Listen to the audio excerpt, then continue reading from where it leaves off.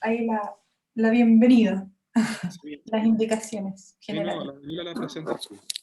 Eh, Hola, les damos la bienvenida a todos los presentes y les voy a pedir algunas cosas, que apaguen los micrófonos, que enciendan las cámaras si quieren, que envíen las preguntas por el chat del Zoom o YouTube, porque al final de la conversación eh, vamos a elegir alguna y vamos a conversar acerca de ellas, digamos, ¿ya? Y les pido también que escriban su nombre en la pregunta y de dónde son, para tener un registro. Así que, sin más, le doy la palabra a Juan Carlos y damos inicio a la primera charla de este ciclo de charlas de pre-primavera. Así que, gracias. Bienvenido. Bueno, un privilegio poder estar presentando ahora en esta primera charla, en este ciclo. Eh, Nada más que, o sea, tendría muchas cosas que decir, pero voy a tratar de no decirlo menos, sino que decir lo más importante. Bueno, la charla de hoy, la invitada, nuestra primera invitada es Daniela Salgado, que es profesora asistente de la escuela, pero actualmente está haciendo su doctorado, está estudiando su doctorado en Bélgica, en Bruselas. Ella es alumna de la Universidad Libre de Bruselas. Ese, lo que, para comenzar, o sea, quería dar como un esbozo rápido de algo que estaba pensando que tiene que ver con las experiencias de vida de las personas en relación a lo que pueden estudiar y lo que puedan pensar.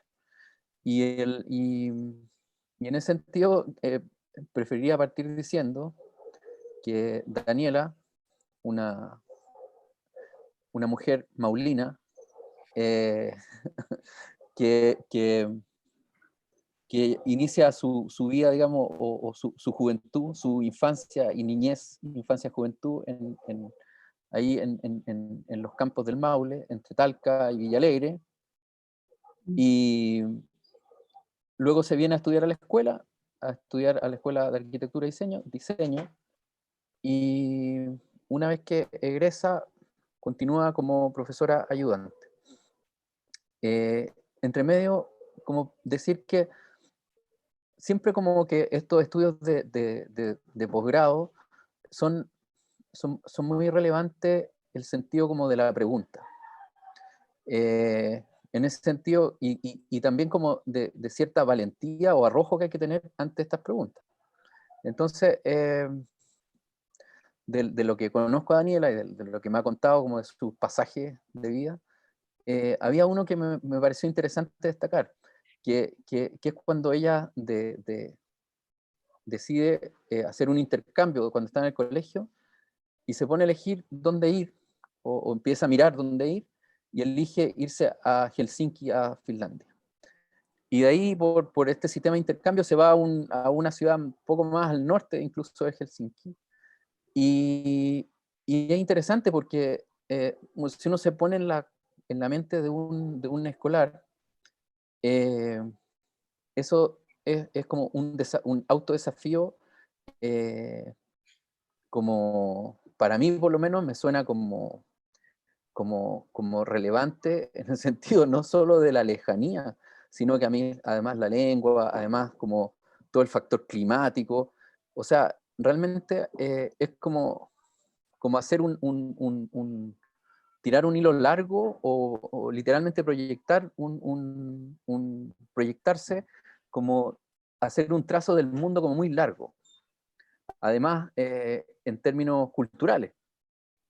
Entonces, bueno, nada más que decir eso, porque luego viene esta otra como, esta vuelta así como cuando me toca pensar, cuando me toca elaborar una tesis, mi propia tesis, o en este caso la tesis de Daniela, ella hace una vuelta, como quien dice, estoy por allá lejos y me vuelvo a lo más próximo. Y lo más próximo que tiene que ver con la tierra, que tiene que ver con literalmente con la tierra, con la greda, con las manos y con lo culturalmente propio. Ujú. Bueno, eso. Entonces le damos la partida a Daniela y que nos va a hablar de diseño y artesanía. Sí. Gracias, Daniela. No, gracias Juan Carlos, es una buena relación y no sabía hacia dónde ibas y son unas palabras muy bonitas, así que muchas gracias. Gracias por tu presentación. Dentro de la parte académica yo también me quería presentar un poco porque si bien soy diseñadora industrial de la escuela, también profesora, acá en Bélgica me ha tocado estar trabajando en diferentes equipos de investigación, ¿ya? Y lo quería decir porque en el fondo eso también se vincula al diseño de alguna manera. Estoy trabajando en un laboratorio, son 3 laboratorios principales en los que trabajo. Uno se llama Sasha, que trabaja con arquitectura y ciencias humanas. Otro laboratorio se llama Américas, que es un grupo multidisciplinario de antropólogos, arquitectos, historiadores, politólogos y gente del campo de las ciencias humanas que trabajan con diferentes casos que están situados también en América, América del Norte, América del Sur, América Latina, o sea, perdón, América Central. Y finalmente trabajo en un laboratorio que es el laboratorio de fabricación digital, como el MATLAB que también existe dentro de la escuela, en el que mi investigación se vincula a este laboratorio porque también trabajo con la visualización de algunos archivos digitales. Entonces, si bien, claro, uno piensa como en el diseño y tiende a asociarlo a hacer cosas, que si bien es una realidad, el diseño me parece que es interesante, que lo hemos discutido también dentro de la escuela con Juan Carlos, con los otros profesores, que es una disciplina que se puede integrar en diferentes ámbitos, ¿cierto? En mi caso, yo creo que lo que he desarrollado durante mi proyecto de posgrado estaba más ligado a las ciencias humanas. Entonces eso también va a ser un poco el marco de lo que yo voy a tratar hoy día, al presentarles un poco mi caso de estudio. Y de la ida a Finlandia, de la vuelta ahora a Bélgica, de la vuelta a Bruselas, algo que para mí también es una experiencia de vida, como dice Juan Carlos, de estar ligada quizás en mayor o menor manera a cierta vida rural, quizás. Otra cosa que es relevante para mí, que ha sido fundamental en mi desarrollo del proyecto de posgrado, es el vínculo con la escuela, ¿cierto? Ese vínculo lo tengo yo creo que lo tienen muchos exalumnos, casi todos los exalumnos, los alumnos que están cursando arquitectura y diseño hoy. Es un vínculo con una comunidad, ¿cierto? Y es un vínculo que se articula también a través de ciertas experiencias que para mí son fundamentales. La primera experiencia, yo creo que todos los compartimos en cierta forma, es la travesía, ¿cierto? Para los que no lo conocen, no saben lo que es, la travesía es un viaje que hacemos todos los años los diferentes alumnos y profesores de diferentes talleres a distintos puntos de América Latina. Y en esos puntos lo que nos importa es hacer una obra, lo que nos importa es encontrarnos con el lugar, es encontrarnos también con el territorio latinoamericano, y es el poder también tener una postura en base a esos encuentros culturales, a esos encuentros, a esas relaciones, esas relaciones, por ejemplo, territoriales, ¿cierto?, que aparecen durante la travesía, que ha sido una de las partes fundamentales dentro de mi formación, ¿cierto? Preguntarme de alguna otra manera por la identidad nacional, por la identidad del diseño nacional, pero también al mismo tiempo por la identidad del ser americano. Entonces quería compartirles unas imágenes de una travesía en particular, no de todas, porque cuando uno es alumno de la escuela y después profesor pasa por muchas travesías, ¿cierto? Pero esta es una travesía que desarrollamos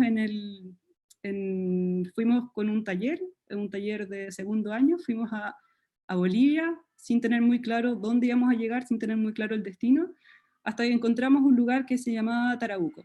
Esto fue en el año 2013, llegamos a este pueblo y pasó algo interesante, es que nos dimos cuenta de que en el pueblo se desarrollaba una feria todos los domingos en que distintos pobladores de los lugares cercanos iban a vender y a intercambiar sus productos, ¿cierto? No solamente una comercialización a través del dinero, pero sino también una comercialización a través del trueque. Estuvimos situados ahí, estuvimos con la comunidad, conversamos con mucha gente y nos dimos cuenta también de que en este lugar que no conocíamos, que no teníamos un estudio previo de saber con qué nos íbamos a encontrar, habitaba una comunidad y una cultura que es la cultura Tarabuco. Y la cultura Tarabuco tiene esas usanzas que pueden ver en la imagen. Por ejemplo, esos son unos gorros de cuero con plata. Las mujeres realizan la artesanía en telar, ¿cierto? Tejen, hacen patrones particulares y diseñan unas piezas largas que son las que incorporan dentro de la falda negra que ponen, que se llaman axus, y esas son unas piezas tejidas a telar que tienen una cosmología representativa también de la cultura tarauco. Entonces, ¿qué significó esto? Esto quizás a todos nos impactó de alguna manera, a algunos les puede haber impactado otro viaje, a algunos les pueden haber impactado otras culturas, otras cosas que encontramos dentro de la diversidad identitaria de América Latina, pero a mí algo que me llamó mucho la atención fue la cultura material de este pueblo, ¿cierto? De cómo desarrollaba la artesanía, de cómo esa artesanía se integraba dentro de un modo de vida, de cómo esa artesanía se intercambiaba también como un sistema de intercambiar los objetos quizás por algunos alimentos o diferentes tipos de cosas. Y también me llamó la atención, por ejemplo, el vínculo que existía en esta comunidad, en esta cultura, con la agricultura, con la dignidad con la que se trabajaba el lugar, con las formas en que se establecía el hábitat, ¿cierto? Las formas habitadas, ¿cierto? Con cómo se vinculaban, cómo se vinculaba esta comunidad con el territorio, ¿cierto? Y esta no es la única comunidad que posee esa relación con el territorio, sino que yo creo que son bastantes las que existen dentro de América Latina.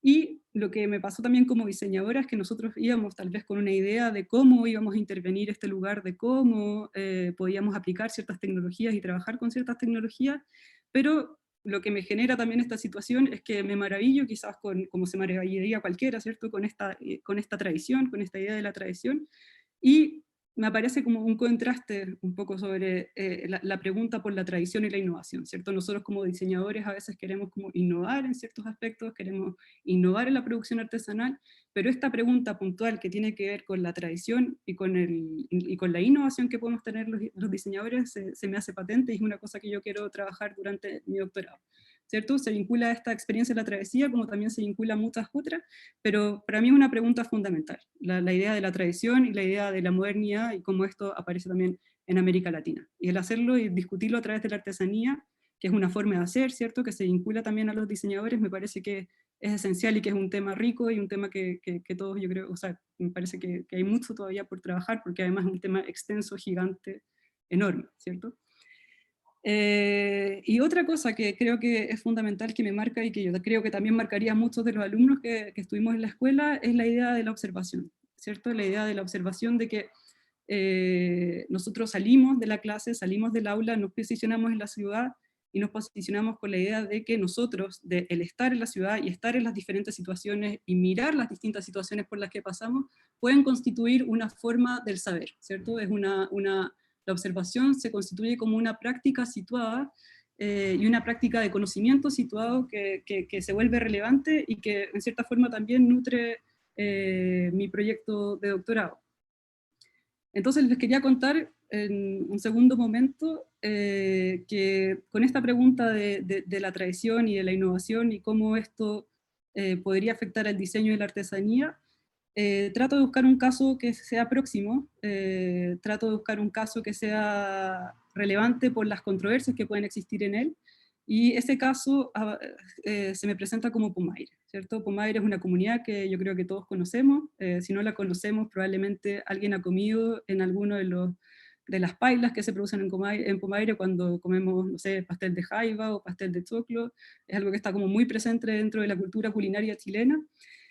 Y lo que me pareció interesante del pueblo de Pomaire es que además de estar vinculado a la artesanía, es una comunidad artesanal. O sea, ¿qué significa eso? Que casi el 90% de la población que vive en el pueblo se vincula con la artesanía. Eso no quiere decir que todos sean artesanos, pero sí quiere decir que de alguna manera están vinculados a los canales de comercialización o de alguna manera están vinculados a los canales de extracción, ¿cierto?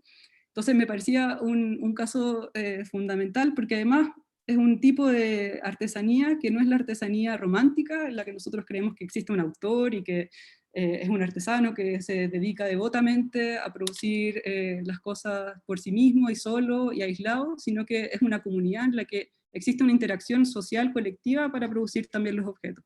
Entonces esas fueron cosas que fueron apareciendo durante mi investigación, y que aparecieron también por este mismo modo de mirar que tenemos en la escuela, que viene como el situarse en un caso de estudio, situarse en un trabajo de campo, y empezar a mirar cuáles son las relaciones que podemos encontrar en los distintos espacios, ¿cierto? Los diferentes espacios de estudio.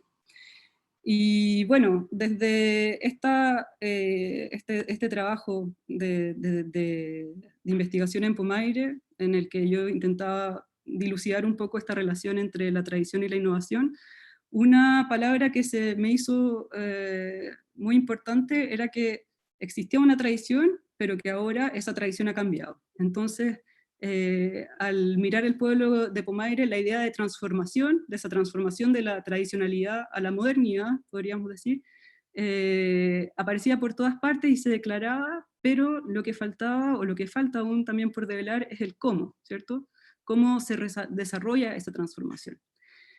Y dentro de muchos otros aspectos, y dentro de muchas otras miradas, y dentro de muchos otros estudios de este caso, lo que yo comencé haciendo desde la escuela, ¿cierto?, era trabajar con esquemas y trabajar con dibujos para poder entender cómo para poder entender quizás una progresión de la transformación de esta tradición. Entonces partí trabajando con hacer diagramas comparativos, ¿cierto?, diagramas informativos de cómo había cambiado la artesanía en diferentes periodos históricos, con diferentes tecnologías, con diferentes organizaciones del trabajo, con diferentes actores que se integran en la producción de un objeto, y al mismo tiempo, bueno, ahí pueden ver unas imágenes, por ejemplo, de que se repiten ciertas cosas porque hay patrones que se van repitiendo, otros que van cambiando, en otros en que hay otros diagramas en que se ve la comercialización, por ejemplo, otros en los que se ve la extracción, pero son diferentes pasos, o sea, partes del proceso de trabajar con GREA. Pero lo que a mí me interesaba también es que esto podría ser una tesis quizás antropológica, una tesis arqueológica, pero me interesaba ver también como la relación entre los objetos, la transformación de los objetos, y esta idea de transformación de tradicionalidad, modernidad, ¿ya? Entonces, para poder ver eso, me basé en una parte teórica en un autor que se llama Bruno Latour, que es un sociólogo francés que es bastante conocido quizás, y que él promueve una teoría un poco sociológica, o sea, sociológica de frentón, pero que habla sobre que cuando nosotros asignamos diferentes designamos que lo social es causante de una transformación, o lo social es causante o gatillante de algo, no está bien, porque en realidad lo que deberíamos dilucidar es qué es lo social, ¿cierto? ¿Qué es lo a qué estamos denominando social? Entonces, cuando Bruno Latour dice esto, a lo que él nos invita es a mirar lo social como una serie de interacciones. Y lo otro que dice Bruno Latour, que también es interesante, es que lo social no son solamente interacciones entre personas, sino que también son interacciones con algunos objetos, o que los objetos también tienen como una agencia, una voluntad, los objetos también ocasionan diferentes cosas. Entonces, para mí es una teoría bastante útil porque me permite ver la conformación del objeto desde la materialidad, y entender desde la materialidad todos los procesos que se van desarrollando para poder percibir una transformación en la producción de Pomaire. Y esos son algunos dibujos que están en la pantalla sobre cómo se van analizando los diferentes procesos de fabricación, o los diferentes medios, o cómo la postura de las manos, o la interacción material, por ejemplo, altera la producción formal, y ese tipo de cosas. Bueno, entonces, paralelo a este trabajo de los diagramas, paralelo a este trabajo de la observación de campo, ¿cierto? Y paralelo a una serie de entrevistas que realizamos con unas diseñadoras de la escuela, que les agradezco un montón, a Camila Campos, a la Carolina, a Catalina Vergara, que me ayudaron también a realizar muchas entrevistas, más de 50 en Pomaire. Me pareció que no podía hacer solamente esa pregunta por lo social y por lo procesual, sino, o sea, por los procedimientos que se dan, sino que también había que ver los procesos, ¿cierto? Todo el proceso, acompañar los procesos, realizar una observación de campo de los procesos, realizar las observaciones de campo de cómo se trabajaba el material, cómo cambiaban los materiales, cómo se insertaban diferentes actores en los diferentes procesos. Y me pareció que eso no era necesario, sino, o sea, era necesario, pero al mismo tiempo faltaba otra parte, que era el mirar la transformación de los objetos mismos. Y para mirar la transformación de los objetos mismos, tuve la suerte de poder revisar colecciones históricas dentro del Museo de Arte Popular Latinoamericano, en el MAPA en Santiago, y otra colección que tiene el programa de artesanías de la Universidad Católica de Chile, que tiene una colección súper completa de diferentes artesanías y que fueron súper abiertos conmigo, que además tienen muchos archivos, muchos recortes de prensa, que son cosas que también he utilizado para mi investigación.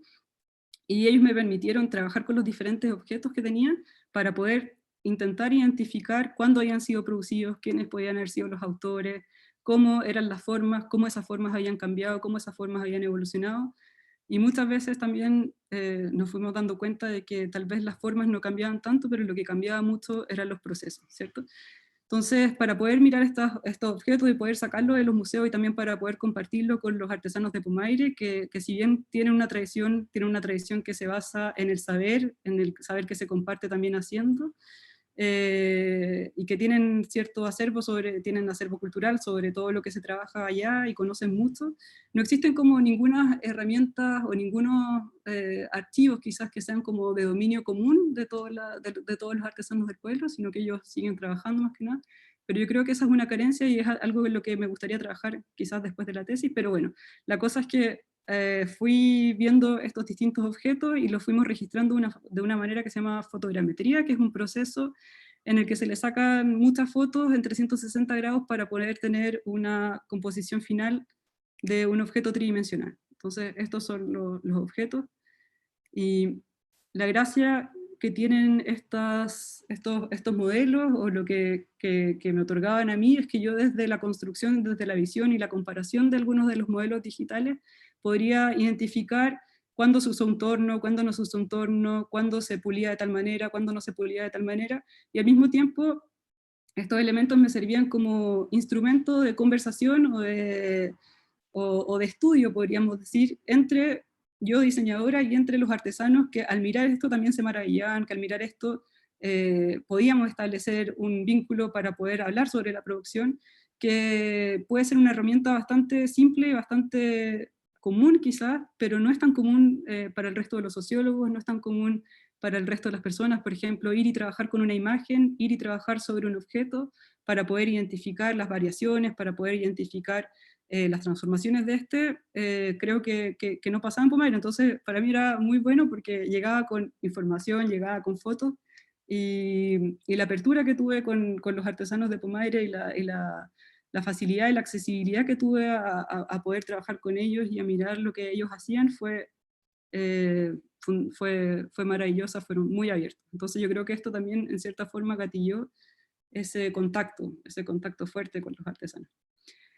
Y al mismo tiempo, todo el rato revisando documentos históricos para poder identificar la transformación de las formas, para poder identificar los autores, para poder identificar si efectivamente el repertorio formal había cambiado o no había cambiado, cómo había cambiado, cómo los artesanos se refieren también a ese proceso, ¿cierto?, de transformación. Y eso fue parte como de mi trabajo de campo que he conducido hasta el momento en el posgrado, ¿cierto? Pero la pregunta no queda ahí, no queda solamente en que vemos en que los artesanos trabajan bien la greda, que existe una transformación, porque la transformación efectivamente existe, pero lo importante para mí es saber cómo se gatillan esas transformaciones. Y desde ese cómo aparece una cosa que para mí es fundamental, que yo comienzo también a comprender como esas lógicas de transformación de la producción artesanal de Pumaire. Y si bien esa lógica de transformación es una lógica que muchas veces ha sido criticada desde la institucionalidad, desde los programas de innovación, desde los programas de trabajo entre diseño y artesanía, en los que se critica el cambio que ha tenido Pumaire, a mí me pareció que dentro de esa lógica de transformación, la mayoría de los procesos de transformación eran innovaciones que los mismos artesanos fueron aplicando, y que me parecían innovaciones bastante válidas, porque existe una resiliencia rápida en el sentido de que ellos inventan, innovan, tratan, cambian los medios de producción, incorporan nuevos medios de producción, pero al mismo tiempo van tanteando constantemente si los productos se venden o no. Entonces me parecía que la innovación que hacían los artesanos no era tan terrible como muchas de las instituciones decían, sino que al contrario, era una innovación que era bastante válida y era una innovación que tal vez los diseñadores, al quedarse en un aspecto un poco estético sobre la intervención de la artesanía, se habían perdido en el camino para poder mirar esas innovaciones, ¿cierto?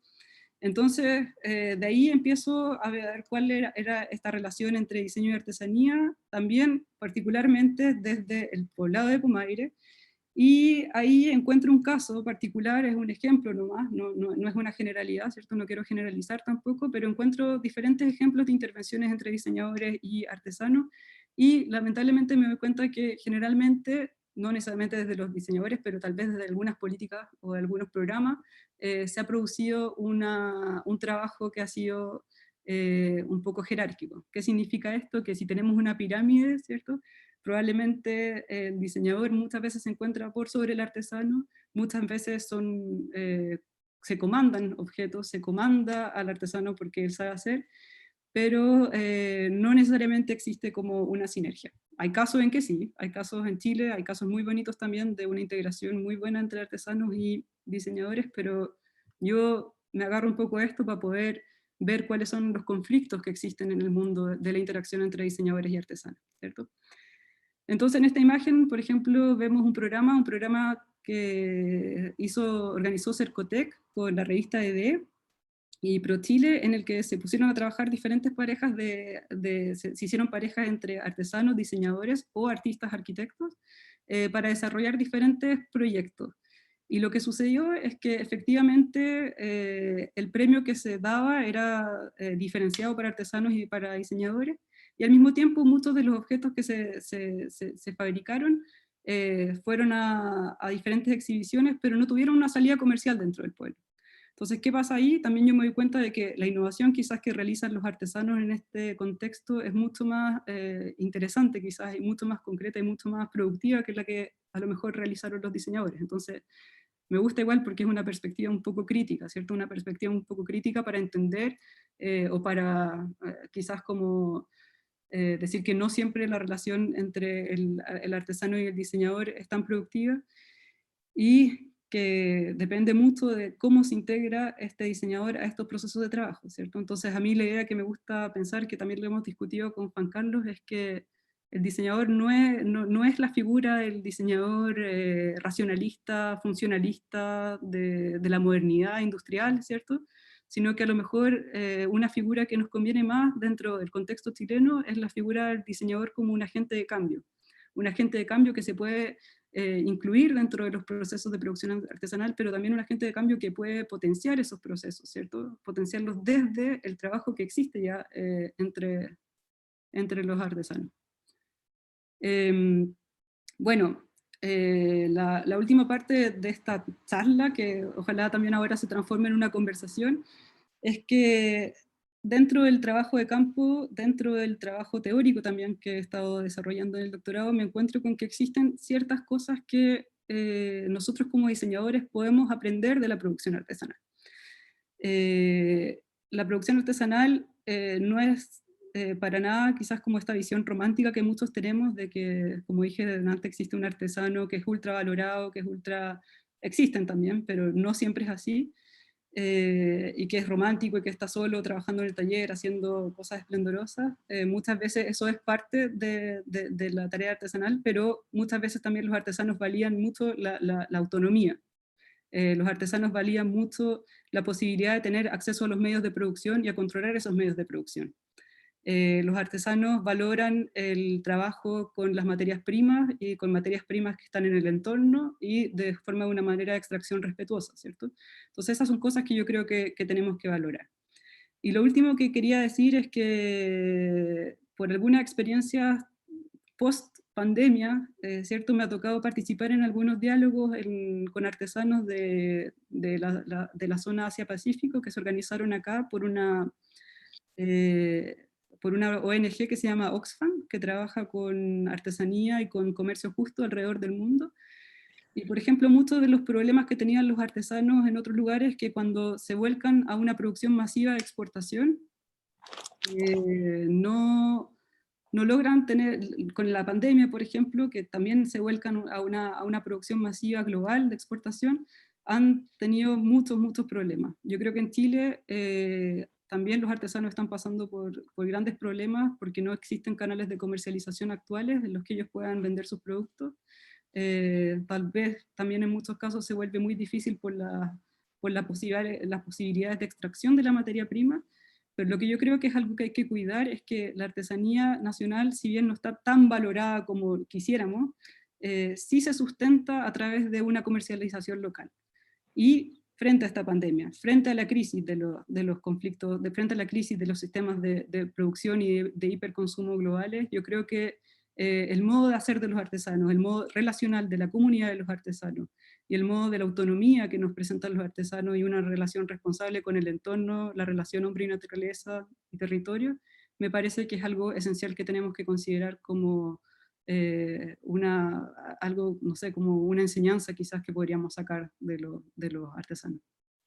Y bueno, eso es no sé si alguien quiere hacer alguna pregunta o les interesa que profundicen algunos conceptos o tienen alguna duda, pero eso era lo que quería compartir con ustedes hoy día. Muchas gracias, Dani. Estoy activando a los que están dentro del Zoom, de la sala Zoom, para que pasen como panelistas, así se pueden mirar. Y pues no tenemos preguntas en el chat, entonces por ahí Sí. sale más fluido si ya se ven. Sí, yo quería preguntarte, Daniela, o iniciar la conversación más que preguntarte, con que había un término que alguna vez hablamos, que era sobre la fricción.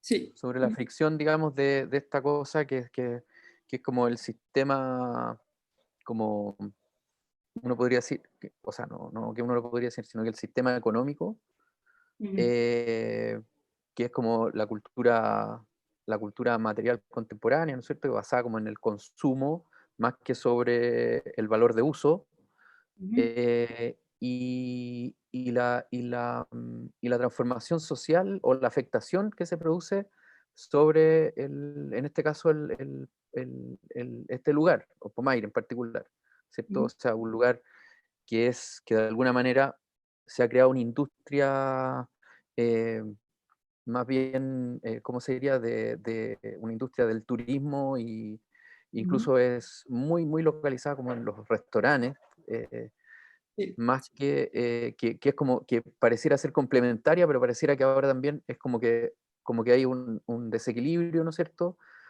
Y es como una gran feria que donde la comida empieza a pesar, la comida, y como la comida tradicional chilena se asocia a estos oficios. Entonces tiene algo como de vitrina, como el pueblo entero es como una gran vitrina de esta cosa como, entre comillas, rústica, pero que genera un movimiento económico fuerte, digamos, importante, no es despreciable, digamos. Entonces, pero cómo eso afecta, o sea, lo que hablamos sobre esta palabra fricción, cómo se friccionan estos dos mundos. Y eso porque tú de alguna manera lo nombraste hace poco, cuando dices que los artesanos van innovando, van innovando sus procesos, pero al mismo tiempo van probando si esto se vende o no se vende. Entonces, ese juicio está muy relacionado con esta industria que en principio era como secundaria y que ahora parece ser que es la que comienza como a gobernar sobre el artesanado mismo. Sí. No sé si me explico. Sí, de hecho existen palabras como para determinar un poco cuáles son los tipos de artesanía también con la que trabajan diferentes artesanos. Y a la que tú te refieres, que yo creo que es la más masiva, en la que también muchos trabajan porque es como la base de la producción del pueblo, es el tipo de cerámica utilitaria, ¿cierto? Y bueno, esa es parte como de mi tema de investigación, que a mí es como un poco de estudiar quizás cómo estas fricciones impactan dentro de la producción y cómo impactan a los diferentes artesanos, y la verdad es que sí, existen como algunos conflictos. Por ejemplo, empiezan a aparecer también distinciones, jerarquías, empiezan a aparecer personajes que son más o menos reconocidos por el tipo de producción que ellos desarrollan. Entonces, claro, quizás un turista puede ir y puede comprar la paila que está más barata y puede regatear y puede decir eso, pero dentro del pueblo, dentro de los mismos productores, dentro de los mismos artesanos, esas fricciones existen como competencia, por ejemplo, ¿cierto? Pero al mismo tiempo también hay un reconocimiento de la calidad de los distintos productos. Entonces yo creo que eso igual, había un artesano que decía que hay artesanos, hay industriales, hay profesores, hay alfareros, y no sé, tenía como 5 categorizaciones para denominar a los diferentes modos de hacer el mismo objeto, ¿cierto? Del mismo... Entonces, por ejemplo, también hay medios de producción que se van incorporando. Cuando hablan de industriales, no sé, me imagino que, bueno, hay gente hay algunos artesanos que pueden hacer 4.000 pailas a la semana, ¿cierto? O sea, es una producción bastante masiva, no es que hagan 200 o 100, sino que son 4.000 pailas a la semana, que las venden, y es bastante. Y también se van incorporando otros medios, por ejemplo, antes podían hacer, si trabajaban toda la semana, 80 pailas cuando trabajaban a mano, después se incorpora el torno, se pueden hacer 4.000, y por ejemplo ahora se incorpora también la prensa hidráulica para poder prensar arena. Entonces esa es como yo creo que la nueva fricción tecnológica que está apareciendo en Pumader ahora es como la implementación de ese tipo de tecnología.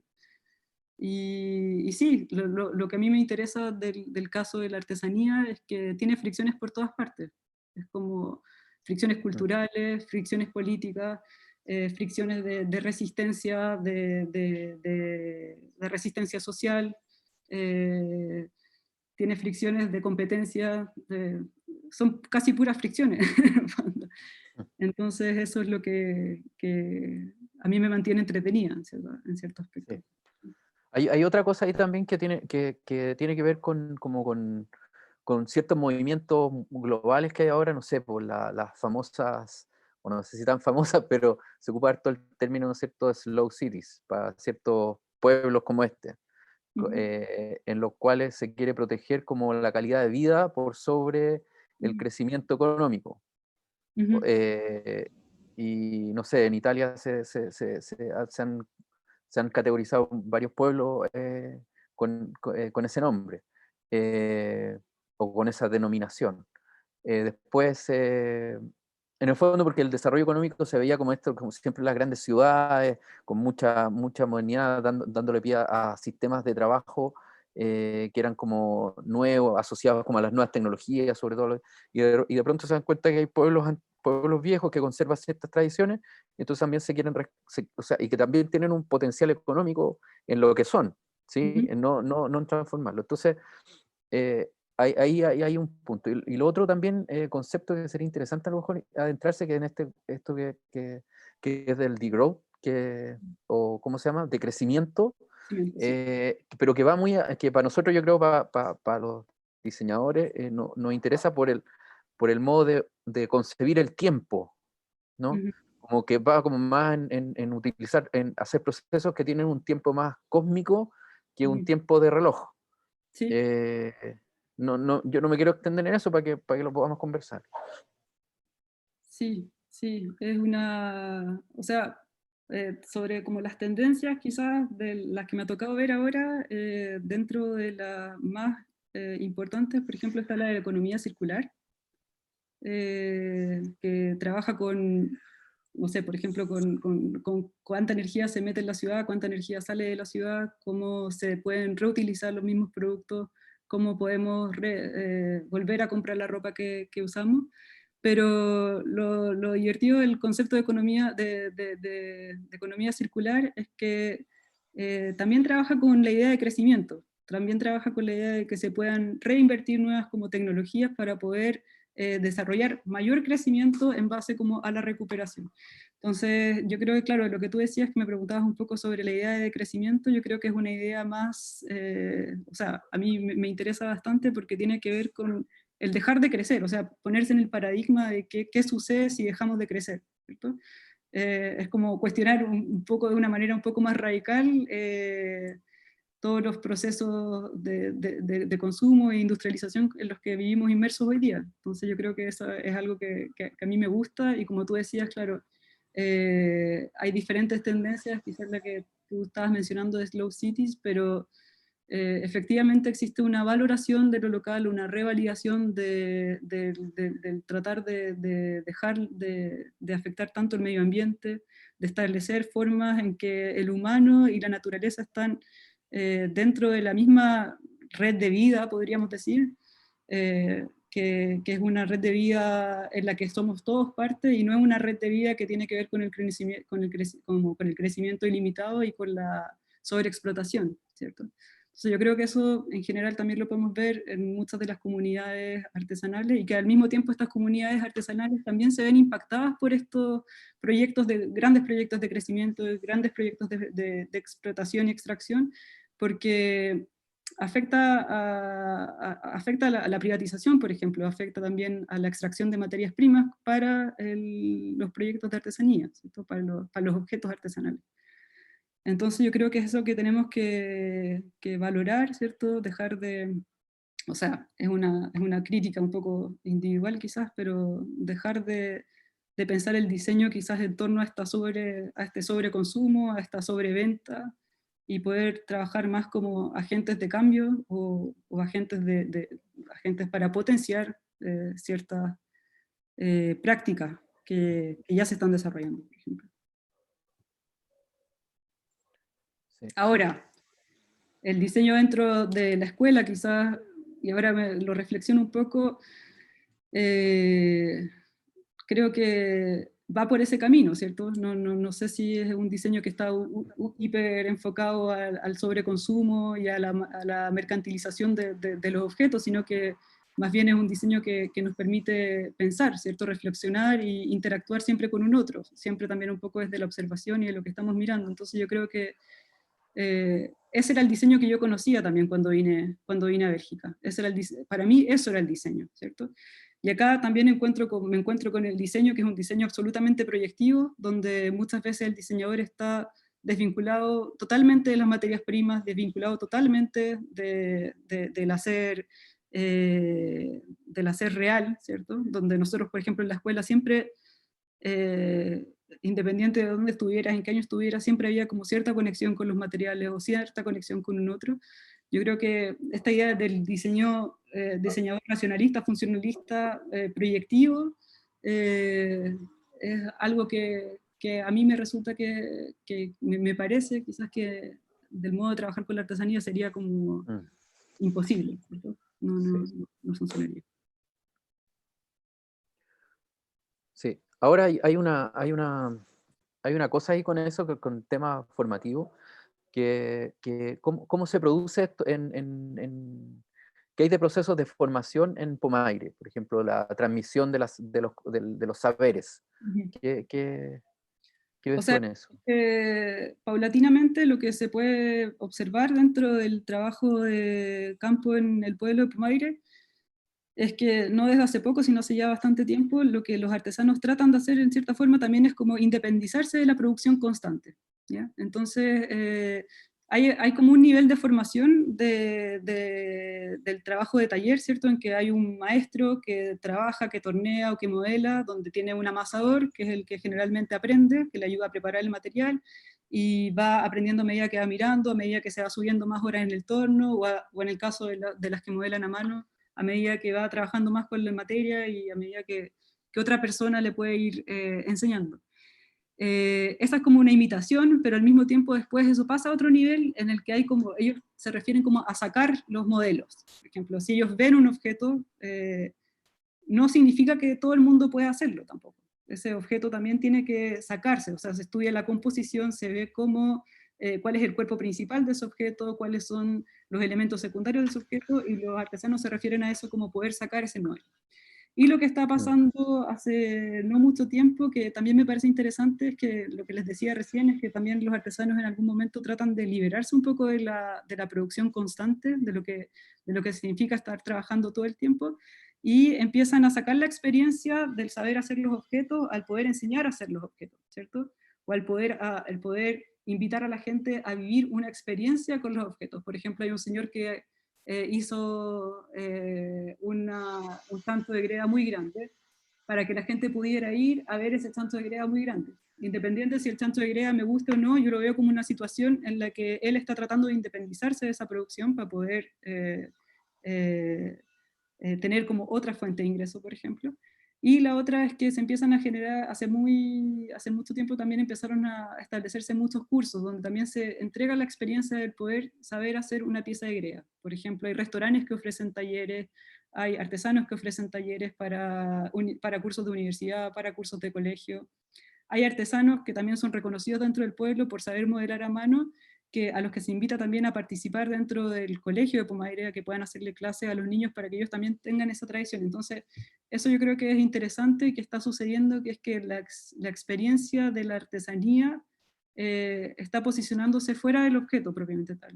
Está como yendo un poco más allá, esa experiencia. Eso me parece que es algo también que es valioso o interesante, podríamos decir, de mirar. Oye, ¿y se ha explorado algún campo donde, por ejemplo, se estudie como la funcionalidad de estos objetos y de la materia, digamos? O sea, entendiendo que forma, en este caso, forma y material, van como, son ¿cómo se llama? Una simbiosis, así que casi que no se puede diluir, ¿no? O sea, las redondeces que tienen la greda, qué sé yo, esta cosa como que tiene que ver con la contención de líquido, o más bien como con la presión en 360 grados, ¿no es cierto? Como que uno difícilmente ve cosas cuadradas, y si las hay, en general están sus bordes redondeados, porque entiendo que hay ahí una cuestión molecular que que por ejemplo las cosas que son con filo se desligan molecularmente, ¿no? Cuando van al horno. Hay cosas como ese tipo, pero si bien me imagino que deben haber estudios como estudios como científicos al respecto, si hay como una revalorización desde la perspectiva, por ejemplo, de cocinar en greda es mejor porque, entonces, o por ejemplo, ahumar en greda es porque hay ciertos elementos físico-químicos que mejoran, no sé, que el cocimiento es más parejo, la comida, no sé, los alimentos se conservan ciertas propiedades de los alimentos, no sé, cosas de ese tipo que hoy día están como muy en boga, de la búsqueda de una vida sana, ¿cierto? Que se liguen como a esto y que puedan generar, como quien diría, nuevos, más que nuevos objetos, sino que podrían renovar la tecnicidad implícita en los objetos. No, yo no encontraba un estudio de ese tipo y creo que sería interesante verlo. Lo que sí es que existe un repertorio de formas que están vinculadas a diferentes tipos de comidas, por ejemplo. Entonces, claro, no es un estudio científico, pero yo creo, me imagino que viene de un estudio tácito del uso de los objetos, porque al final es importante también saber que la artesanía de Pumaire viene de un tiempo en el que los objetos que se utilizaban para cocinar eran los objetos de greda, ¿cierto? Y estos objetos se empezaron a producir por las mujeres del pueblo, que después comenzaron a trocarlos también, en un proceso que ellos denominan como chabeleo, en el que van a diferentes localidades, no localidades en realidad, pero a diferentes fundos, o a diferentes granjas, a diferentes partes del campo de alrededor de Pumaire para intercambiar los objetos de greda, las ollas de greda, las pailas de greda, todos los objetos que fueran utilitarios que sirvieran para cocinar, los empiezan a intercambiar por alimentos. Entonces, la base de la greda, de la alfarería de Pumaire es esa, ¿cierto? Entonces, yo no conozco estudios científicos que validen un poco las diferentes formas, pero sí existen distintas formas. Por ejemplo, los botijos, la olla arrocera, la olla motera, y todas tienen diferentes formas, ¿cierto? Todas son diferentes cuellos, diferentes tapas, diferentes formas del cuerpo, algunas más ovaladas, otras más planas. Entonces yo creo que eso sí sin haber un estudio científico, me parece que la experiencia del hacerlo constantemente fueron gatillando como un repertorio de formas limitado también, en torno a las preparaciones culinarias de Pumaire. Sí.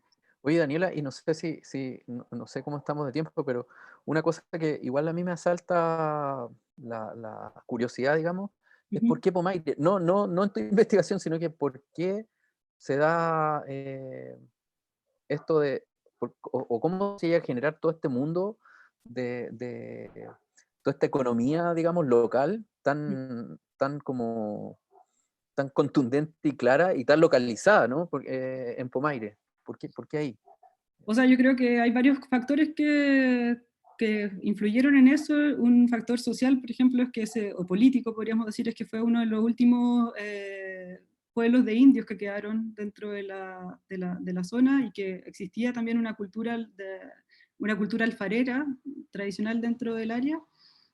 Otra cosa es que también hubo una influencia española, entonces yo creo que eso aportó al conocimiento o al cambio de los objetos de greda, en cómo se fueron trabajando, y que existía la materia prima también, pues existía el pique, existía, entonces lo que se dice es que las mujeres empezaron al comienzo, lo que se extraía, la greda que se extraía era todo hecho por mujeres, era todo hecho...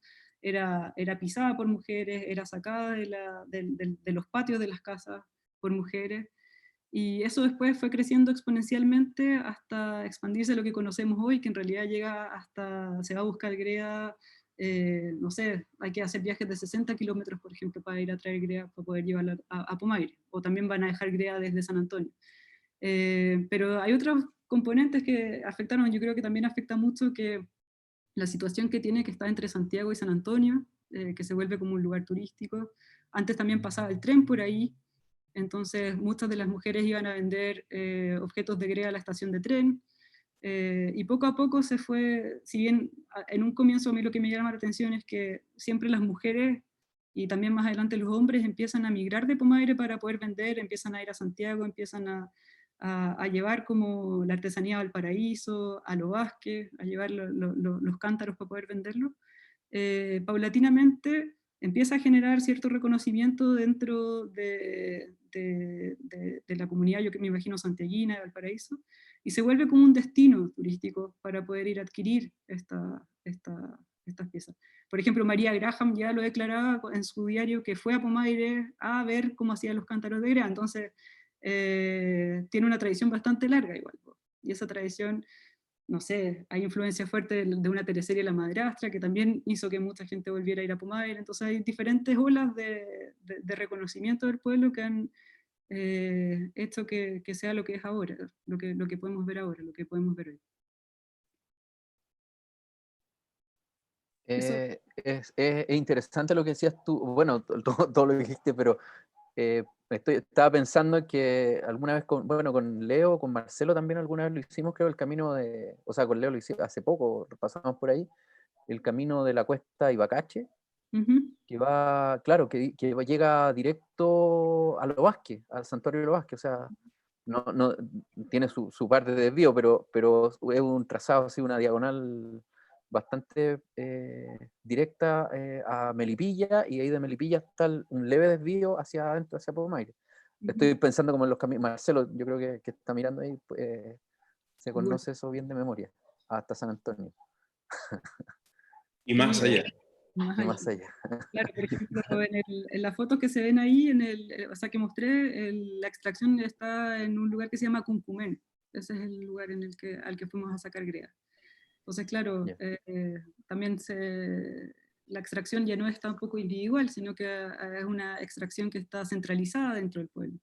Entonces, yo creo que igual es interesante ver cómo hay una competencia, pero al mismo tiempo también hay una sinergia en la que existen procesos que son colectivos, en que existe un material que está a disposición de, bueno, hay que pagarlo y todo, pero se ha transformado para que también sea un poco más económico para todos los artesanos. Al final también funciona todo en una economía súper estudiada igual.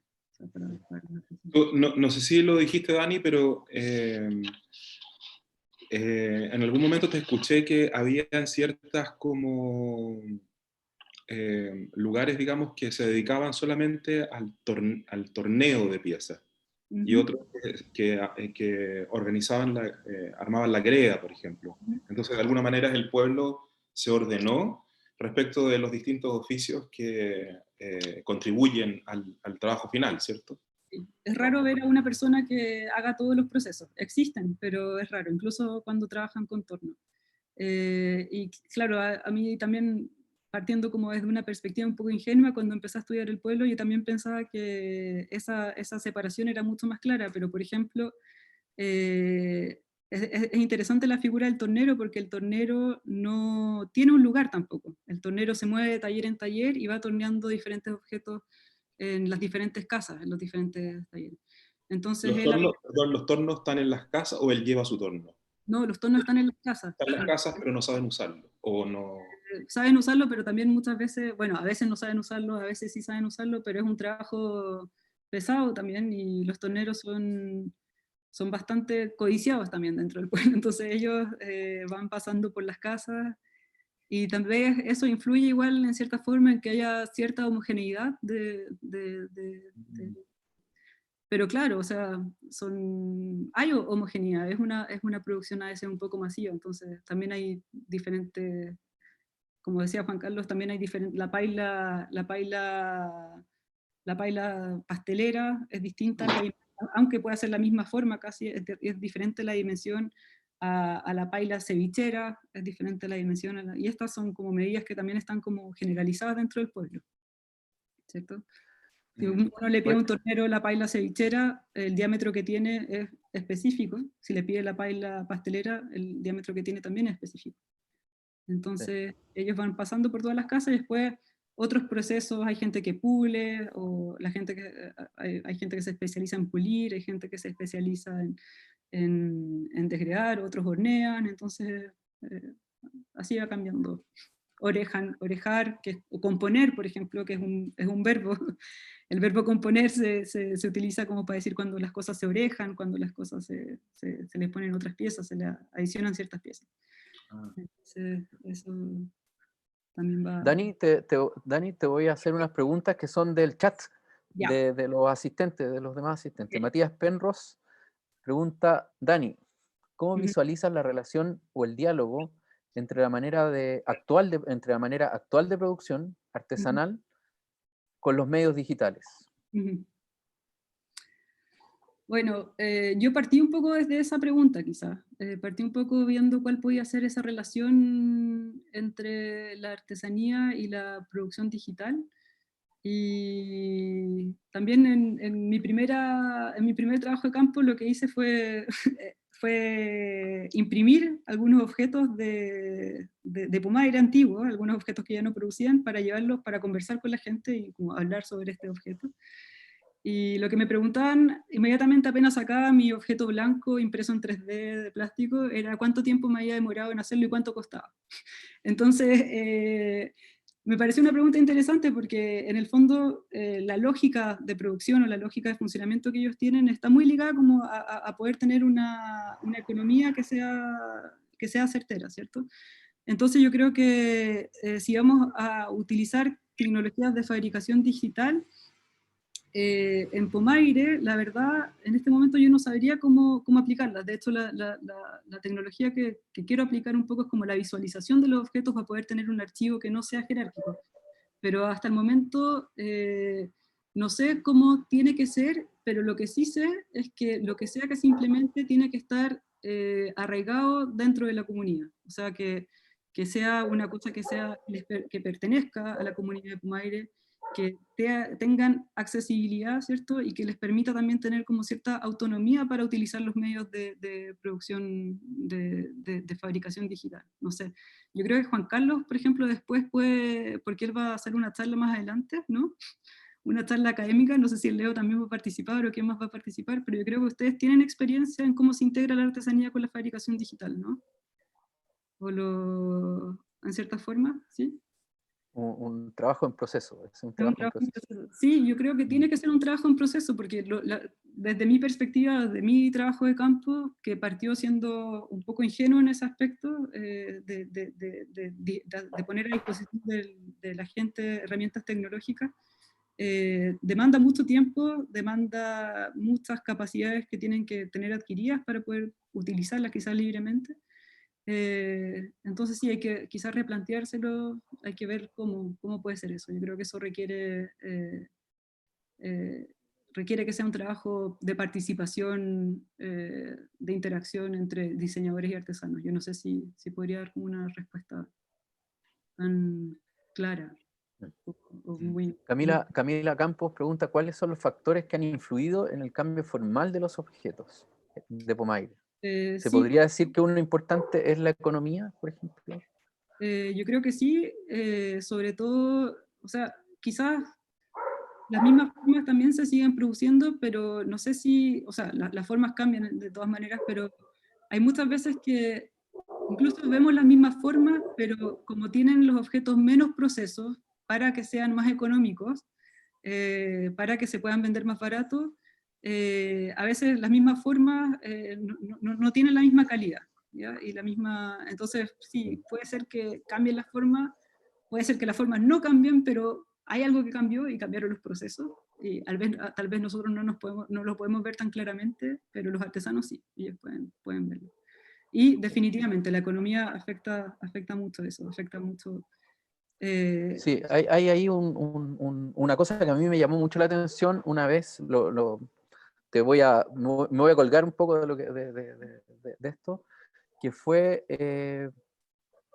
creo que te lo he contado varias veces, que yo tenía la idea de que, por ejemplo, coser la greda era un evento muy especial, que requería mucha temperatura, mucha temperatura y bastante tiempo. Entonces, ¿por qué lo digo esto? Porque me acuerdo que acá en Olmué había había un artesano conocido de greda, que él trabajaba meses, 10 meses, por ejemplo, juntaba todas las piezas que moldeaba, las guardaba subterráneamente para que conservaran la humedad, que eso también es importantísimo, ¿no? Que una vez que se construyen, tú los dejas como reposar, no tiene un nombre técnico eso, pero lo dejas reposar más de 6 meses, o sea, mínimo 6 meses. Y después cuando juntaba una gran cantidad de objetos moldeados, en barro todavía, sin coser, lo juntaba todo y hacía una hoguera enorme con espino, para alcanzar como esta altísima temperatura, y esa hoguera la tenía funcionando algo así como 2 días, 48 horas, por ejemplo, a todo dar el fuego. Y de ahí se dejaba que se enfriara lentamente, y luego ahí sacaba estas cosas cocidas. Entonces, él me decía, digamos, las piezas se cuecen 1 o 2 veces máximo al año. Bueno, me quedé con esa historia de siempre, lo complejo que era, me lo guardé. Y después conversando con un empresario de Pomaire, no artesano, sino que un dueño de productores, como tú llamabas, me dijo, no, yo cuezo todos los días. Y entonces, y todos los días producía una cantidad y los pasaba al tiro al horno, y me decía, no, y me contaba que usaban un tipo de horno japonés que es como escalonado, no es traído de Japón, sino que es como una tecnología japonesa antigua, pero no igual, sino que adaptada, digamos. Y me decía que todos los días estaban prendiendo el horno, y entonces tampoco es que, o sea, era muy distinto. Ahora, perdón que me haya extendido en esto, pero la diferencia es notoria, o sea, en el peso de los artefactos, en el espesor, porque esto que cuecen todos los días es un espesor mucho mayor, y si tú lo haces sonar, tiene un timbre mucho más opaco esta cerámica, Bueno, que la del otro tipo que la tenía 6 meses, 6 o 10 meses ahí macerando, por decir. eran como dos cosas así, nada que ver. Hay un artesano que se llama Víctor Vera, Víctor Silva Vera, y él decía que, o sea, nos contaba y nos obligaba también cuando fuimos a verlo, que para saber si está bien hecha la pieza te tienes que parar arriba y no se tiene que romper. Ya. Pero son pocas las piezas, o sea, eso es cuando están, no es que esté bien hecha, pero es cuando están hechas a mano, cuando están prensadas, cuando están bien cosidas y eso, entonces te pone un mate y te dice, pruébalo, súbete arriba a ver si está bien cosido. Y si te resiste, es que yo soy un alfarero, en el fondo, no es solamente un artesano, ¿cierto? Pero sí, existen diferentes hornos, existen diferentes modalidades, cada artesano conoce su horno también. Es que cuando ellos dicen también, ellos me contaban muchas veces que cambian de horno y es aprender a coser de nuevo. Entonces, no es es una relación muy particular, ¿cierto? Con los implementos que se utilizan, con la greda, por ejemplo, cómo la greda se trabaja, cuántas veces la dejan secar. Claro, eso es lo que yo creo que es lo que no podemos hacer quizás, ¿cachai? Como diseñadores, no podemos tomar todo ese conocimiento es un conocimiento muy práctico, ¿cierto? Alfred está levantando la mano. Hola Dani, Hola. ¿cómo estás? Qué bueno verte. Sí. Oye, ya no me aguanté. Voy con una pregunta que tiene que ver con ¿cuál crees tú que es como, por decir así, el gobierno que tienen los artesanos del material y de su técnica? ¿Sí? Porque todo lo que has hablado, por lo general estás hablando de que cuando crece en una cantidad, ¿cierto? ¿Por qué? Porque puede bajar los tiempos de producción o qué sé yo, ¿cierto? Entonces, mi empresa, el emprendimiento crece cuando crece la cantidad de lo que puedo hacer, ¿cierto? Pero No no, siempre, pero sí. está cambiando. Sí. Entonces, lo que voy es como, ¿qué tanto gobierna efectivamente el material y la técnica como para poder decir, ¿sabes qué? Me voy a volver más al arte de la artesanía y no a la producción masiva. ¿Se entiende, no? Sí. Entonces, si ese gobierno ha bajado en el pasar del tiempo y si tenía como algún estudio sobre eso. ¿Sí? Tengo quizás casos puntuales sobre algunas personas que han trabajado de esa manera. Por ejemplo, hay un señor que le dicen el Leto que él trabaja, de hecho él no trabaja, no vende, no tiene puesto en Pumaire. Hay gente que tampoco tiene puesto en Pumaire, que se dedican a la producción. Hay gente también que tiene taller y tiene puesto, hay gente que tiene el puesto con el taller, hay gente que tiene la casa con el taller con el puesto, o sea, hay diferentes tipos de formas de vida, de organización del trabajo y de enfoques que le dan al ser artesano. Entonces el que yo te decía antes, que es como esta persona que se para arriba del mate, el que te dice que tienes que pararte arriba del mate, el gobierno del material que él quiere, el que él desarrolla, va en ese sentido, o sea, va en hacer un objeto de producción, va a hacer un objeto resistente, va en desarrollar nuevas formas también, porque pasa mucho en Pumaire que cuando algo resulta, se expande, ¿cierto? O sea, se expande el torno, se expande esto. Entonces, cuando algo resulta, cuando hay una forma nueva, una forma exitosa, las otras personas también comienzan a realizarla. Entonces, eso, ya ahí viene ese proceso que yo te digo yo, que es como el sacar la forma, el que si alguien hace esto, no sé, hacen un zapato de greda, ya, el zapato de greda, cuando la persona logra sacar el zapato de greda que hace otro, eso también es como un dominio de la técnica que ellos expresan. Sí. Y hay gente también, hay otro artesano que es el que yo te decía, que él no se dedica a hacer objetos tradicionales, él trabaja en torno, pero él se dedica a trabajar con diseñadores particularmente, y hace propuestas, o sea, le piden, le encomiendan cosas y él hace propuestas, diseña, trabaja con diferentes gredas, trabaja con diferentes colos, trabaja con diferentes, no sigue el repertorio de formas tradicionales, sino que trata constantemente de buscar nuevas formas. Y como él, que yo creo que es el más emblemático, existen otros también, que van sacando nuevas formas. Por ejemplo, es interesante también lo que tú estás preguntando, porque ese dominio de la forma tiene que ver con una mano, ¿cierto? O generalmente uno se lo imagina como una mano que está imprimiendo los rasgos que quiere dentro, o sea, en los materiales, ¿cierto? Pero, por ejemplo, para mí un caso interesante igual fue el de un señor que se llama Pedro Sepúlveda, que trabajaba como gaffiter. Su papá, estamos hablando hace mucho tiempo, su papá tenía una fundición, entonces sabía hacer moldes. Y cuando llegó a Pomaire, trabajaba como gaffiter, un amigo le dijo, trabaja en la greda, te va a ir bien, trabaja en la greda. ¿Qué puedo hacer? Pensó él, y lo que empezó a hacer fue a desarrollar moldes para trabajar greda moldeada, que era algo que no se hacía en Pomaire, no sé, estoy hablando de los años 70. ¿Ya? Entonces, ese dominio tampoco es un dominio, cuando pasa a trabajar en molde, el conocimiento de los materiales y el dominio de la materialidad que tiene que tener no necesariamente es sobre cómo imprimir la forma de la mano en la materia, sino que tiene que ver con la humedad que tiene que tener la greda para que no se quede pegada en el yeso, para que seque, para que se pueda desmoldar, como todo ese tipo de... Por eso la pregunta iba sobre el gobierno del material.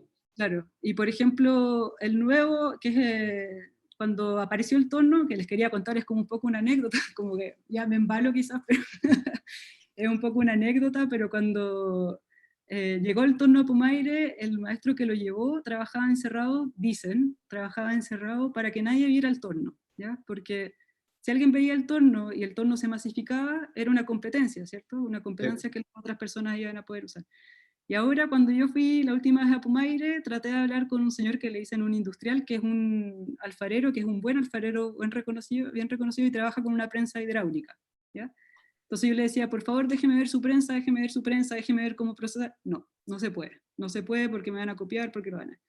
Y decía, ya, pero ¿qué tiene? Si yo no le voy a decir a nadie, no le voy a contar a nadie. No, está prohibido tomar fotos. Está... Y lo mismo que yo te contaba, o sea, trabajaba encerrado, no hay ventanas en el taller, es una producción bastante secreta, podríamos decir. Y está protegiendo esa tecnología, ¿cierto? Pero él me decía, bueno, en realidad da lo mismo que me copien la máquina, da lo mismo que otra persona la tenga, porque lo que nadie va a poder saber es la fórmula que yo utilizo en la composición de la greda, en la composición, para que se pueda desmoldar también. O sea, al prensarlo, ok, tiene la forma, que es una forma cuadrada y todo eso, pero para que pueda desmoldarse, lo que tiene es como el gobierno de la materialidad, en el fondo. No necesariamente a través de la mano, quizás, pero esa mezcla mano-máquina. Dani, Ya. Félix quería hacer una pregunta. Sí, Félix, adelante. Hola Dani. Hola, ¿Cómo Félix. estás? Bien, ¿y tú? Bien, bien. Sabes, yo tenía una duda porque tú partías abordando tu tema de tesis desde la perspectiva de Latour. Entonces mi duda es principalmente si viste otros enfoques teóricos. Yo imagino también dentro de esos el más tradicional, que también hace una lectura, por ejemplo, del artesano, puede ser Bourdieu, que aborda la dimensión de la gente, o del actor como tal, como que participa con estructuras sociales y de alguna manera son esas estructuras las que definen sus acciones. Entonces yo solamente te quería preguntar por curiosidad, ¿qué elementos como teóricos claves tú encontraste en Latour para poder profundizar tu investigación? Sí, bueno, de partida, o sea, un concepto que a mí me llamó mucho la atención de la perspectiva de Latour es que trabaja con la idea de controversia, ¿cierto? Esa es como una de las cosas. Bueno, esta idea de que, por ejemplo, Bourdieu también habla sobre los actores y se queda como en una perspectiva social de la interacción quizás un poco más ligada a los actores, pero lo que tiene Latour, que es lo que mencionaba al comienzo, era que posiciona al actante como un componente fuerte de agencia dentro de las interacciones, ¿cierto? Es decir, claro, porque esa también es mi curiosidad, entonces como que le da un rol más de transformador al actor, de transformador, versus o sea, lo que sería Bourdieu, que es un poco más situado y más, como más estructurado. Y lo que ¿Sí? dice, bueno, y que tal vez es como la complejidad de Latour, y yo creo que yo me inspiro en Latour, no soy una laturiana, no sigo la... Porque lo que él dice es que también la teoría actor-reactor es una metodología también. Entonces yo sigo en parte, soy un poco más híbrida, sigo un poco la teoría de Latour, pero no al pie de la letra. Y en lo que me enfoco más que nada es la idea de las controversias. Entonces eso se vincula un poco a las preguntas que hizo Juan Carlos sobre la fricción, sobre los reconocimientos, por ejemplo, sociales que existen en el pueblo, los diferentes discursos sobre la tradición, los conflictos que pueden aparecer en la producción artesanal. Eso es como un poco lo que va ligando, va guiando mi... Entonces, claro, yo no parto como desde una teoría realmente sociológica, uso a Latour un poco para poder articular esta serie de relaciones que nacen desde los objetos y desde la interacción entre las personas y objetos, podríamos decir,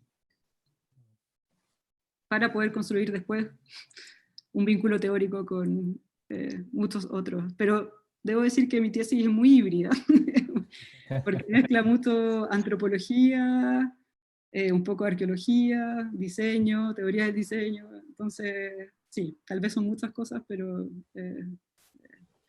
es bastante... Hay una pregunta, Dani, de Herbert, que se relaciona un poco con lo que estamos hablando, y dice, o sea, directamente, digamos, con lo anterior. Creo que en la fricción de estos mundos hay diferencias valóricas y espirituales. La pregunta es si has avanzado en distingos de este tipo. Sí, yo creo que, o sea, he avanzado en la fricción de la valorización desde los artesanos, cómo valorizan la producción, ¿cierto? Y después lo que también creo que son conceptos muy grandes para abarcarlos, por ejemplo, sobre la valorización de la artesanía, la valorización del diseño de la artesanía, son conceptos grandes, entonces lo que yo trato de hacer en mi tesis es partir de lo que estaba diciendo antes, que es como la idea de la situación, de cómo el caso de estudio me permite ver diferentes actores y entender cómo esos actores valorizan la artesanía. Entonces, para mí fue, bueno, trabajo mucho con algunos artesanos dentro de Pomaire, voy viendo cómo ellos valoran los valores que le asignan a la producción, el valor del reconocimiento que les decía antes también, el valor de la tecnología, el valor económico que pueden alcanzar sus objetos. Pero, por ejemplo, también pude tener una entrevista que fue súper enriquecedora con una pareja de un grupo que se llama Difusión Artesanía, que son los que ellos tienen un grupo que trata de una forma paralela quizás a la institucionalidad, divulgar información para todos los artesanos sin importar si son tradicionales, si son urbanos, o sea, sin establecer quizás ciertas jerarquías entre los distintos artesanos y tratar de que todos tengan como accesibilidad a esa información. Y, por ejemplo, una de las cosas que ellos me mencionaban que yo no había considerado era como el valor del trabajo, ¿cierto? El valor del trabajo, del sentido del trabajo, ¿cierto? De que yo tengo mis medios, yo tengo mis manos, entonces el valor que tengo en el trabajo es lo que yo pongo a disposición del otro.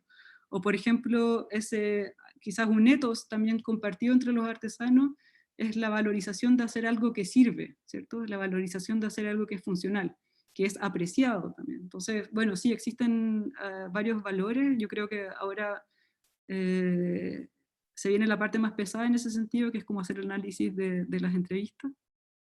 Y ahí voy a poder tener un cuerpo más armado quizás para responderle a Herbert más adelante sobre esta fricción entre los valores que pueden haber entre los dos mundos.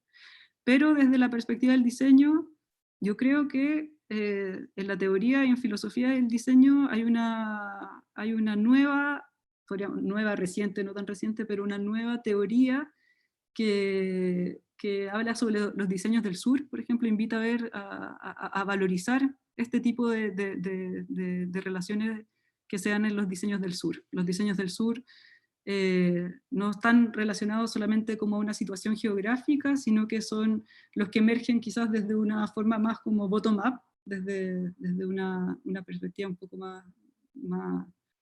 menos jerárquica, ¿cierto? Que parten un poco desde la comunidad. Hay una valoración de eso, y yo creo que claro, que dentro del diseño, en lo que estábamos conversando antes, que si bien hay una fricción de los mundos, yo creo que es una fricción que tiende quizás existe, ¿cierto? Pero que yo creo que va a tender un poco a dejar de ser una fricción y a volverse más una sinergia. No sé, creo, espero. Dani, hay varias, bueno, hay varias preguntas que quedan en el chat de las personas. Entonces, ya tenemos que ir cerrando. Entonces, te las voy a plantear igual, pero pero vamos a tener que como pimponear más breve para poder cerrarlas, o sea, para poder contestar y hacer partícipe. Bien, David Silva pregunta cuáles son los aspectos. Esta pregunta, yo sé que es para largo, pero creo que es interesante plantearla porque en el fondo lo que va, me imagino, yo supongo que tú lo que tú vas a decir es que es en lo que estás trabajando. Dice Sí. cuáles son los aspectos que chocan en las instancias de la cooperación entre artesanos y diseñadores. Ujú. ¿Cómo afectan en la jerarquía diseñador-artesano? Un poco esta pirámide de la cual hablaste tú que ha ido cambiando o que ha tenido oportunidades de cambio. Ujú. No sé, si la quieres responder, como... Yo creo que, bueno, lo que mencionaban los artesanos, que no solamente en Pumaire, pero lo que aparece un poco en las discusiones sobre la política artesanía, la última política artesanía, que es del año 2017-2022, es que muchos de los artesanos declaran que, por ejemplo, la interacción entre, esto creo que no es representativo de todos los artesanos, pero sí tienen un grupo que les permite constituir una política, ¿cierto? Declaran que la relación con los diseñadores en muchos casos es jerárquica porque no se considera al artesano como dentro de los procesos de diseño, porque muchas veces se le quita autoría, por ejemplo, del trabajo que se hace en conjunto. Y sí, eso eran como las principales, los principales motivos por los que los artesanos declaran que es una relación un poco jerárquica. Y yo creo que a veces también dentro de las políticas y dentro de la perspectiva quizás profesional existe esa idea de que el artesano, o sea, como que el diseñador tiende a utilizar el artesano. No siempre es así, porque muchas veces también son los artesanos los que igual, no siempre al artesano tampoco le interesa ser parte del proceso de diseño, ¿cierto? Del diseño profesional, podríamos decir, porque hay que reconocer que los artesanos también siempre están diseñando, ¿no? Tal vez no desde la misma manera en que lo haría un diseñador profesional, pero la producción artesanal es diseño también, ¿sí? Entonces, claro, hacer esa distinción quizás entre diseño profesional y diseño que todos diseñamos, ¿no? Como dice... Creo que acá, perdón, creo que acá hay una cuestión que es un conflicto global. Me da la idea que es sobre el cambio como de paradigma del industrialismo, por decir, que tiene este problema del blue collar con el conflicto entre el blue collar y el white collar, que son como los de capa blanca y los de capa azul, digamos que son dos categorías sociales, el obrero y digamos el que está en la oficina vestido de blanco, ¿cierto? Entonces el diseñador se ubica como en esa cultura del de la oficina, del proyectista que está en la oficina, mientras el obrero de capa azul está en la fábrica o está metiendo las manos como en el material. Pero hoy día, claro, esa cosa que subyace todavía culturalmente, y hoy día toda la teoría de innovación social está como abriendo o está reconstruyendo esa relación. Yo creo que en ese sentido es como un proceso en el cual nos encontramos, un proceso social en el cual nos encontramos. Ahora, no ¿Sí? sé, creo que me Perdona. pasaba con muchos arquitectos, o sea, muchos artesanos que también me decían, yo no necesito diseño, yo no necesito que vengan los Claro, diseñadores a ayudarme a hacer nada en realidad, yo estoy bien.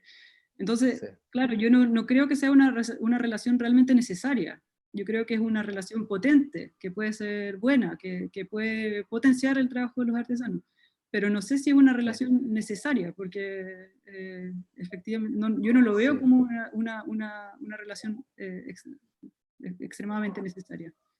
Ujú. claro.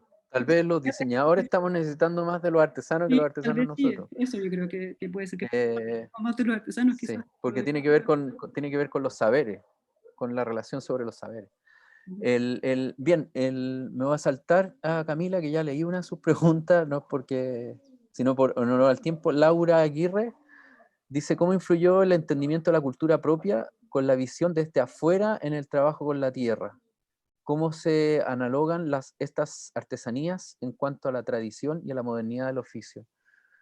¿Cómo influyó el entendimiento de la cultura propia con la visión desde fuera con el trabajo? O sea, me da la idea que es tu cultura o algo así, como Ujú. con insertarte en este lugar, que es como... Mm. no sé, yo creo que influye de diferentes aspectos. Claro, o sea, uno tiene una carga cultural, o no sé si cultural, pero uno tiene una carga quizás, pasa que es lo que hablábamos antes, que como desde la observación uno se para quizás, pero también los análisis que uno hace vienen de uno, de lo que uno se ha encontrado, de las cosas que uno ha visto. Entonces, sí, yo creo que lo que les contaba en un comienzo, cómo influyó esta carga cultural, influye ahora todavía en mí, porque yo siento que, no sé, ahora que estoy en Bélgica, extraño esa relación con el mundo rural. En Europa existe el campo, existe todo eso, pero no es es una sociedad absolutamente urbanizada, ¿cierto? Entonces, a veces extraño ese vínculo con la tierra.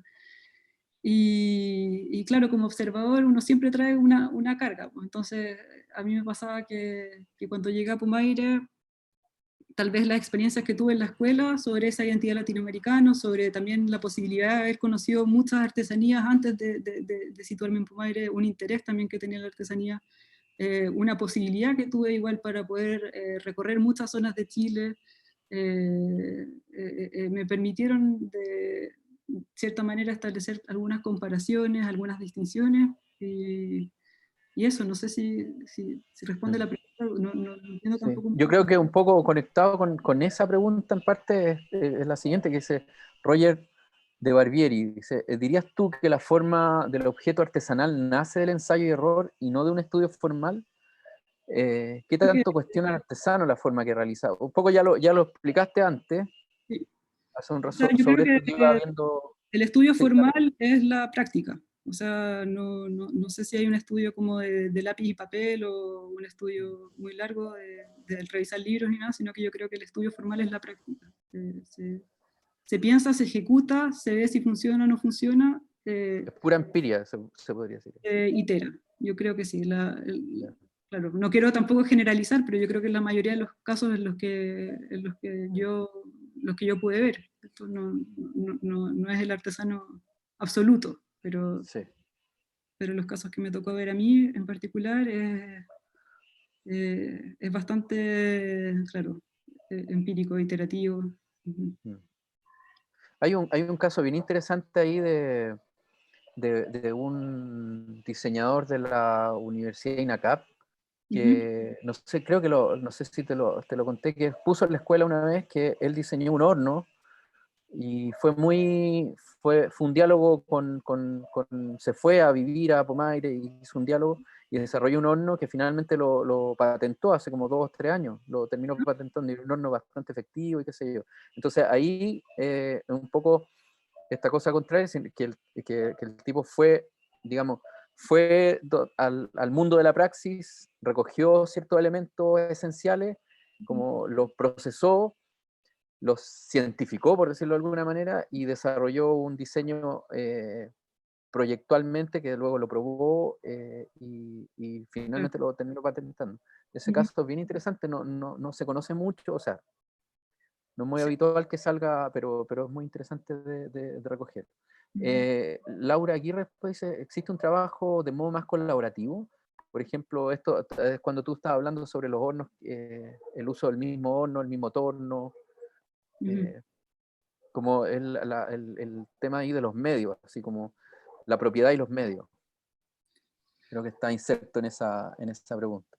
O sea, yo creo que, por ejemplo, claro, existe un trabajo colaborativo, pero al final es importante también decir que la pieza es una pieza que tiene un valor propio. O sea, yo pago por los procesos que se le realizan a esa pieza, ¿cierto? O sea, si yo soy el que la va a vender, no es que todos trabajamos, somos amigos, y esto va a ser como una ganancia colectiva, sino que también está marcado, o sea, si bien trabajan muchas personas dentro del proceso de fabricación, la pertenencia a esa pieza también está clara, no es tan colectivo. Pero sí hay instancias de diseño colectivo, si por ejemplo se hizo un horno que está puesto en la escuela de Pumaire para que todos puedan hornear ahí, pero claro, hay cosas que funcionan, otras que no funcionan, hay hay proyectos que tratan de involucrar a todos, pero no todos se involucran, entonces sí, yo creo que tampoco hay que idealizarlo. Yo creo que hay como experiencias que son comunitarias y otras que se mantienen como dentro de la individualidad. Sí. Raro, ahí va a ser interesante si es que, bueno, una tesis de doctorado tiene muchos aspectos que luego hay que sintetizar, pero qué interesante los fenómenos sociales que no son tan, en el caso de Pomaire, no son tan evidentes, porque, por ejemplo, el gremio como tal, como no hay muchos más otros gremios, tampoco es que se produzca como este gremio interactúa con este otro gremio, que es lo que hace que un gremio de alguna manera se vuelva más sólido. Y por lo tanto, por ejemplo, los sistemas organizativos, que me suena más esto a usar el mismo tono, el mismo horno, que es como una cosa más de cooperativas, más que de, ¿cierto? Tampoco parece que están instalados, siendo que las cooperativas no es nada nuevo, pero tampoco se han instalado, entonces funcionan como en una lógica un poco implícitas, ¿ya?